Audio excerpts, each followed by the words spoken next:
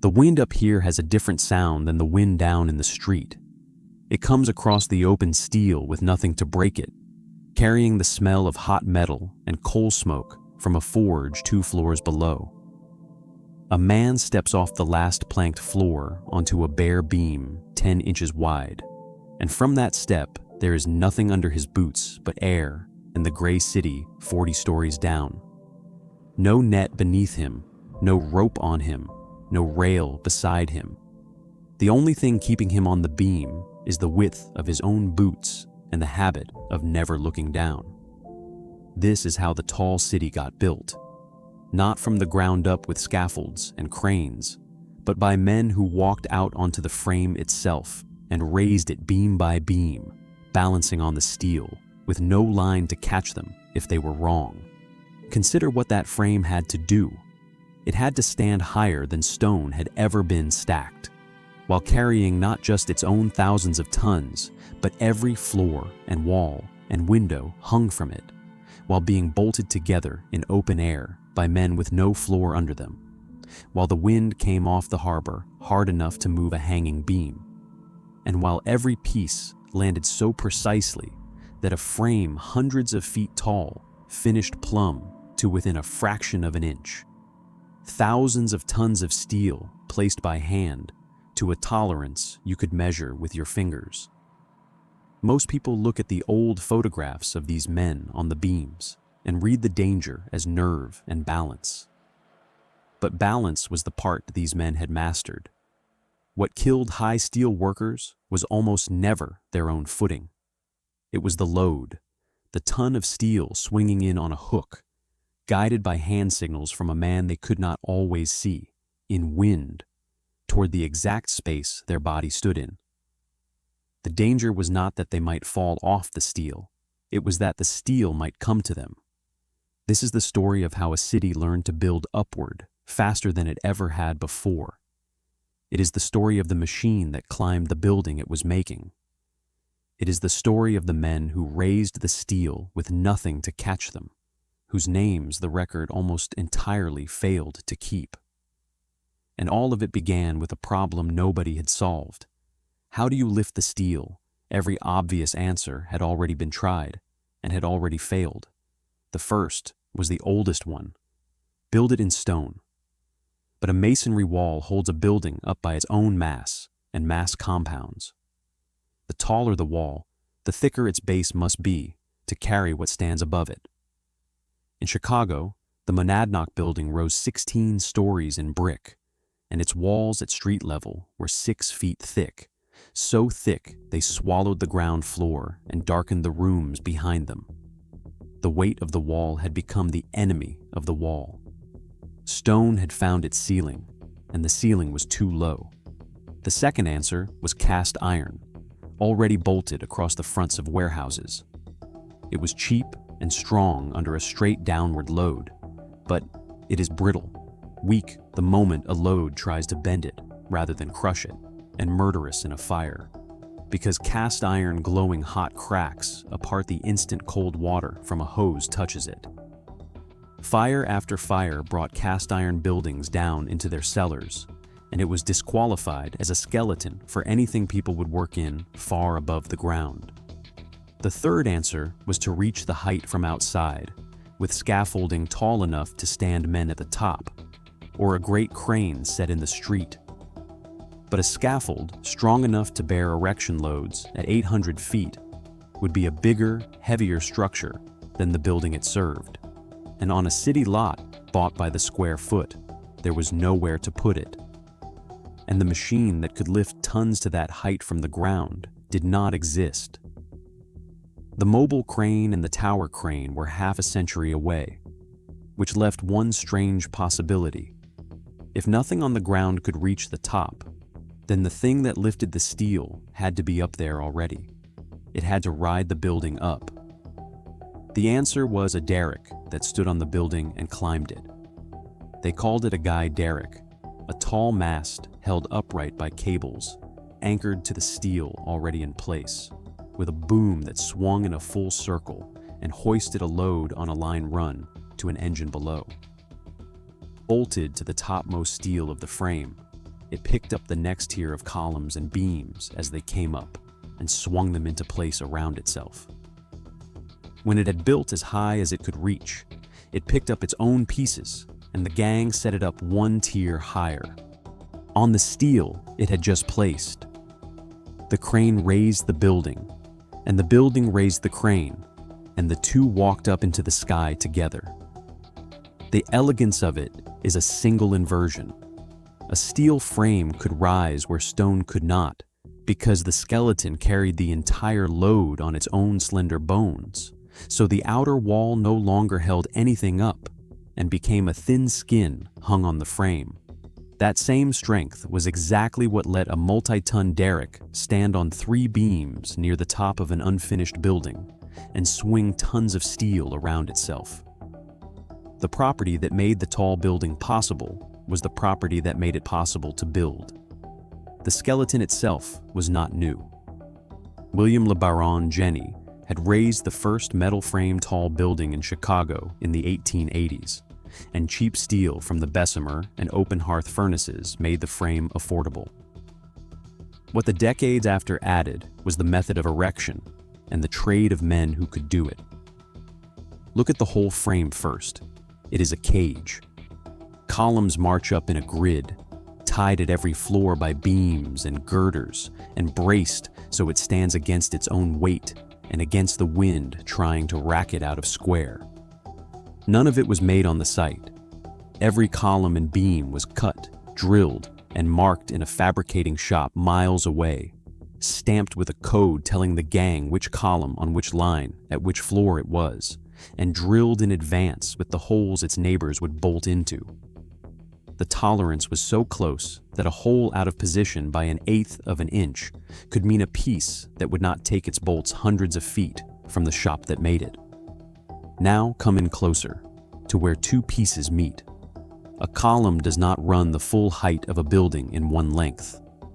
It comes in tiers, and where one length ends and the next begins, there is a splice, a joint that carries the entire weight above it straight down through a connection made by hand in open air. The derrick swings the new column in. The connectors, 2 men out on the steel, take hold of it as it comes, guide it down onto the splice, and reach for their drift pins, tapered spikes they drive through the holes to drag the 2 pieces into line. This is where the chain of failure runs closest to the surface. If the holes did not line up, the drift pin would not pass. If the pin would not pass, the connectors could not draw the column home onto its splice.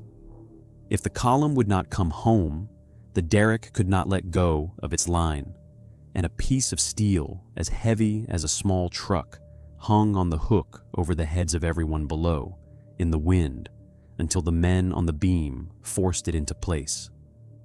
None of it could be rushed. When the connectors had a column bolted up enough to stand, they moved on, but the joint was not finished.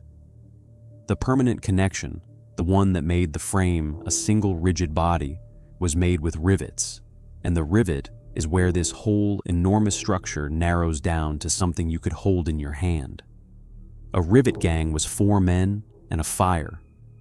The heater tended a coke forge on the deck and brought each rivet to a cherry red heat, then threw it in an arc, sometimes 30 or 40 feet, to the catcher, who took it out of the air in a metal can because a hot rivet cannot be caught in a hand.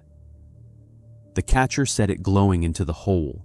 A 3rd man held it from behind with a heavy bar, and the driver put a pneumatic hammer to the other end and beat the soft steel until it spread and filled the hole and formed a second head. Then, as the driven rivet cooled, it shrank, and shrinking, it pulled the 2 pieces it joined together with a clamping force no hand tool of the period could match.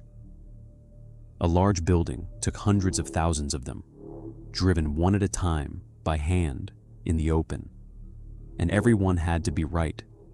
A rivet driven after it had cooled too far would not spread to fill its hole, and a joint that was not filled could shift under load.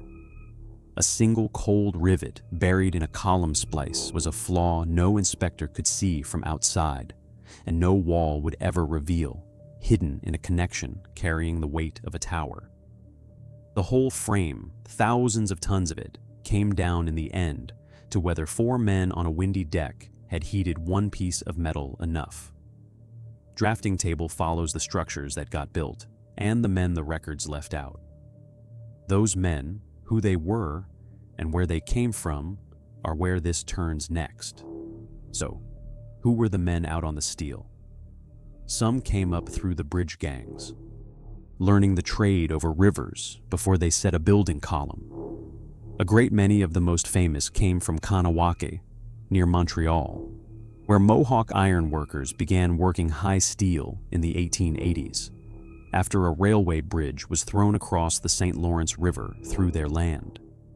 Within a generation, Mohawk men were riveting and connecting across the Northeast, including the skyscrapers of New York. In 1907, the trade showed them what it cost. The Quebec Bridge, under construction, collapsed into the river, and of the roughly 75 men killed, 33 were from Kanawake, one community losing most of its ironworkers in a single afternoon. Afterward, the Mohawk gang spread across many jobs, so no one disaster could ever again take so many at once. The working day was walking and lifting at height in whatever the weather did. In summer, the black steel grew too hot to hold with a bare hand, and in winter, a film of frost or rain on a 10-inch beam turned an ordinary walk into something that could kill. They wore no hard hats for most of this era, only cloth caps, and carried their tools on their bodies so their hands stayed free. And they worked across distances where a shout was useless, because the man on the top steel and the engineer running the hoist far below could neither see nor hear each other, and there were no radios. Between them stood a signalman who read the raising gang's hand signals and passed them down. If he misread a gesture, the engineer moved the wrong lever, and a ton of steel swung toward the space a man was standing in. When the gear failed, it failed without warning, a cable parting or a load turning as it came up, and a man in the wrong place had no barrier and no line and nothing under him. How many died building the tall city is a question the record answers badly.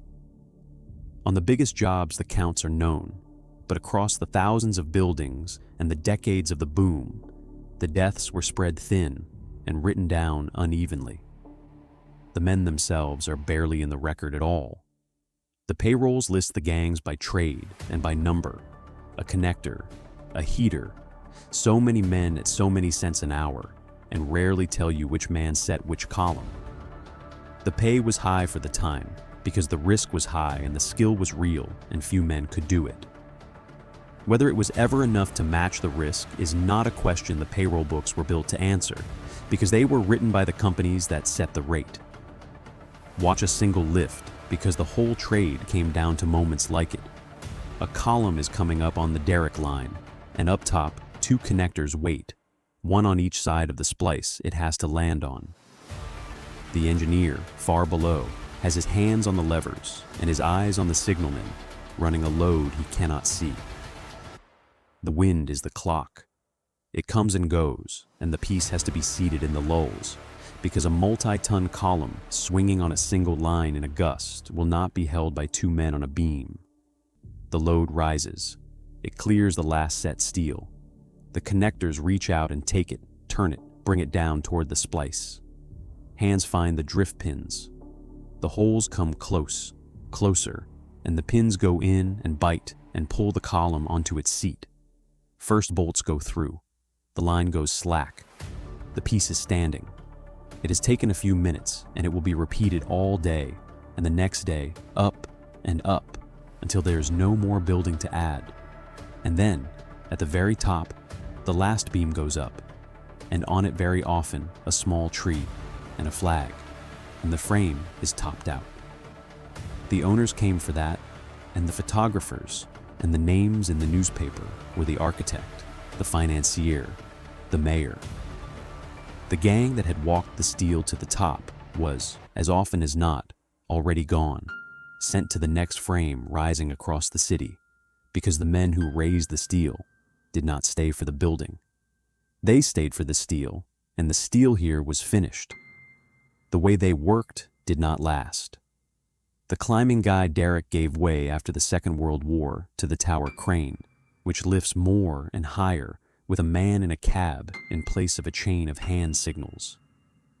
The hot rivet gave way in the 1950s to high-strength bolts a single worker could tension with a wrench, and to welding, and the rivet gangs vanished.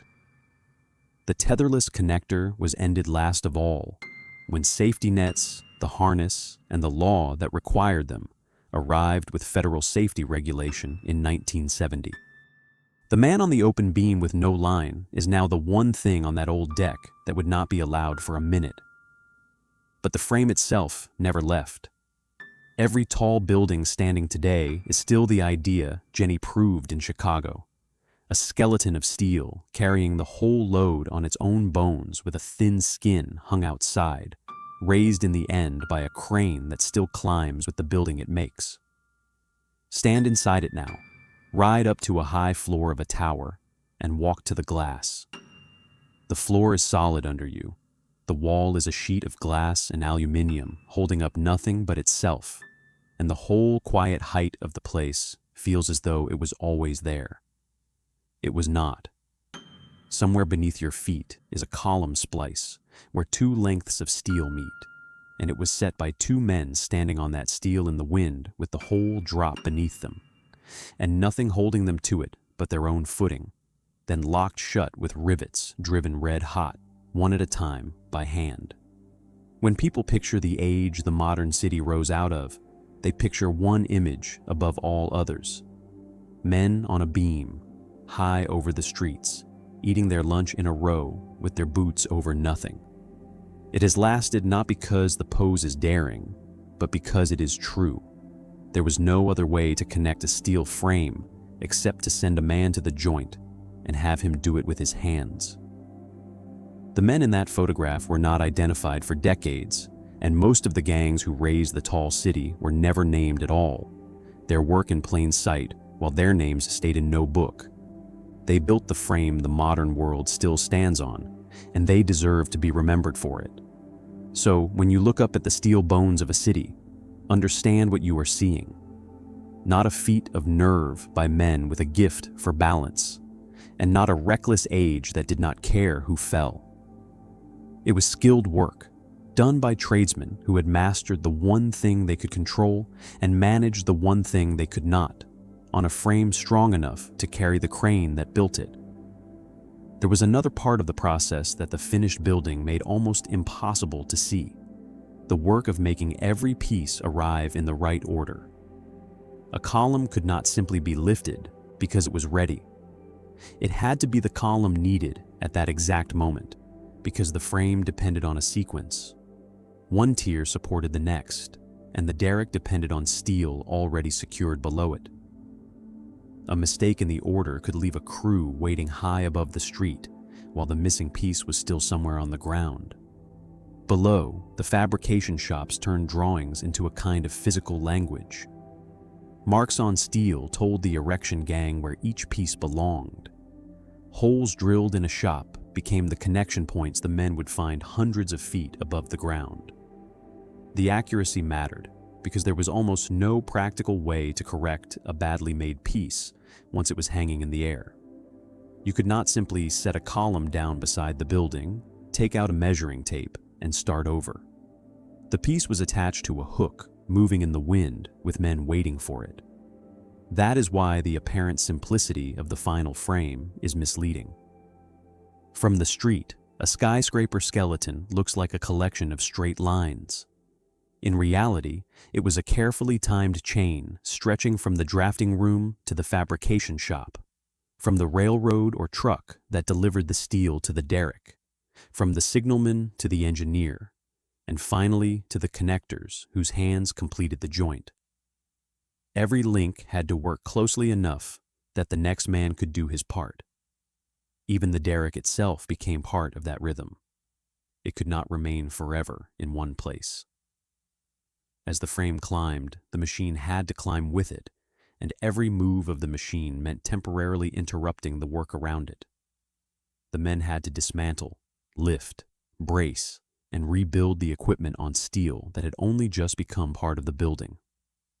Then the machine went back to work, lifting the pieces that would make the next level possible. The result was a construction system that seems almost circular when you look at it closely. Steel made the building possible. The building made the derrick possible. The derrick lifted the steel. The workers made the connections. Those connections created the next level. Then the whole process repeated again, higher than before. That repetition is easy to overlook because the finished skyscraper hides every individual step. The glass and stone cover the joints. The floors cover the beams. The walls hide the columns. What remains visible is only the height. But the height was the final result of thousands of small decisions made correctly, one after another, while the work was exposed to wind, weather, weight, and gravity. And that may be the most important thing about the old high-steel crews. They were not simply men willing to take a risk. They were part of a system that had to turn enormous forces into controlled movements. Their skill was knowing when to move, when to wait, how to read a signal, how to catch a swinging piece, how to make a connection, and how to leave the beam before the next load came in. The modern city eventually made those jobs safer and the machines more powerful. But the fundamental problem remained the same. Steel still has to reach the place where it becomes a building. Someone, somewhere, still has to make sure the piece is in the right place, connected correctly, and strong enough to carry whatever comes next. The difference is that today, the machine does more of the dangerous work, and the worker has more ways to survive a mistake. The old crews had almost none of those protections. Their achievement was not simply that they stood high above the streets. It was that, day after day, they turned a collection of separate steel pieces into one continuous structure, high enough to change the shape of the city.